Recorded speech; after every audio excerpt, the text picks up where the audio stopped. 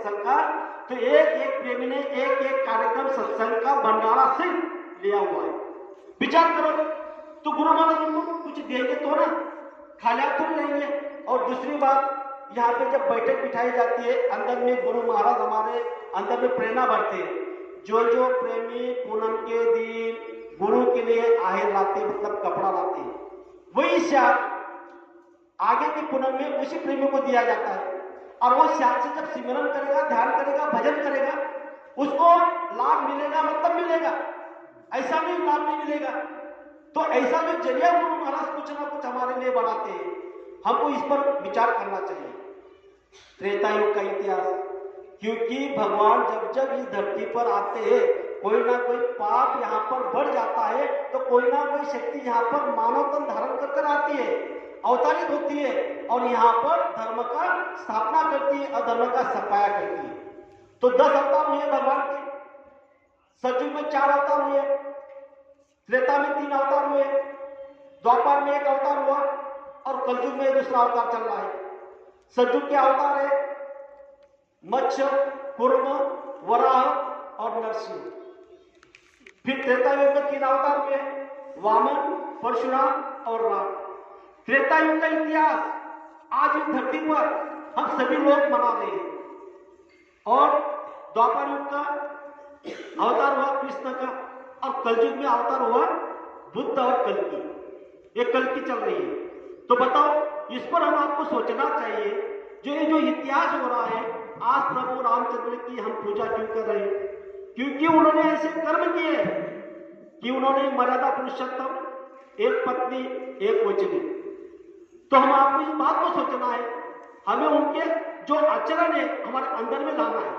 गुरु महाराज हमको यही बात बता रहे हैं। त्रेता युग के प्रभु रामचंद्र पहले धाम जो हमको गुरु महाराज ने पहला नाम दिया है, वहां से आई हुई है।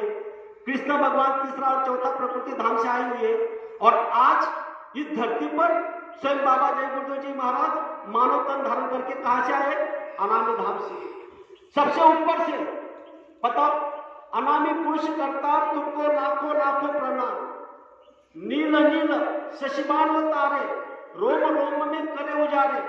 अगणित रोम, अगणित सूरज, अगणित जिसका प्रकाश हम कह नहीं सकते, समझ नहीं सकते।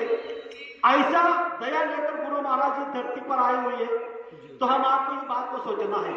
दूसरी बात मैं आपको शॉर्ट में 2 मिनट में 5 मिनट में बताने के प्रयास करता हूं, और मेरे शब्दों को मैं विराम दूंगा।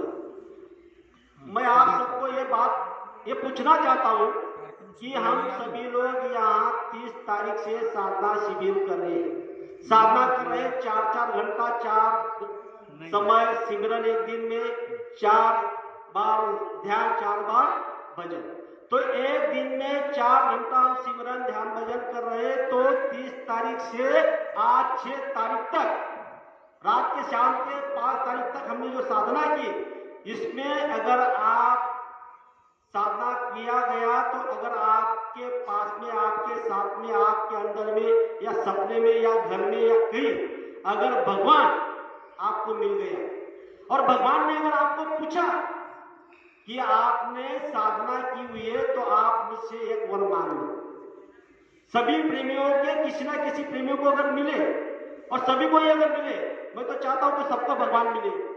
इसी का तो प्रयास चल रहा है, इसी का तो हम सब लोग ध्यान, साधना, त्याग, तपस्या कर रहे हैं। तो अगर हमारे पास कोई भगवान आ गया और भगवान ने पूछा कि आप एक वर मांगो, तो आप अपने अंदर में विचार करो, आप क्या मांगोगे। अगर भगवान आपके पास आ गए तो आप क्या मांगोगे? इस बात को पहले आप अंदर से सोच लेना। इस पर मैं एक आपको थोड़ा दृष्टांत बताना चाहता हूं। ऐसा ही प्रसंग था। ऐसे 2 भाई थे, ऐसे ही साधना शिविर में साधना कर रहे थे, अच्छे तन से, मन से, धन से सेवा करते थे, कर्मठ सत्संगी थे। तो सत्संग में सत्संग करते करते वहां पे सिमरन करते, ध्यान करते, भजन करते, उनकी त्याग तपस्या बढ़ गई। जब त्याग तपस्या बढ़ गई, तो एक दिन उनके घर में, उसके मकान में भगवान आ गए। तो भगवान ने 2 भाई में से एक भाई को पूछा, मान लो छोटा हो या बड़ा हो, बड़े भाई से अगर पूछा, तो बड़े भाई को पूछा कि बोलो, आपको एक वर मैं दूंगा, आपको जो मांगना है वो मांग सकते हो।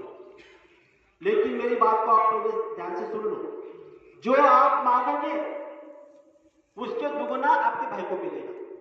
क्या कहा? जो आप मांगोगे उसके दुगुना आपके भाई को मिलेगा। तो बड़े भाई ने क्या कहा? बोले भगवान आप एक काम करो, हमारे जो छोटे भाई है उसके पास जाओ, वो जो मांगेगा उसको दे दो।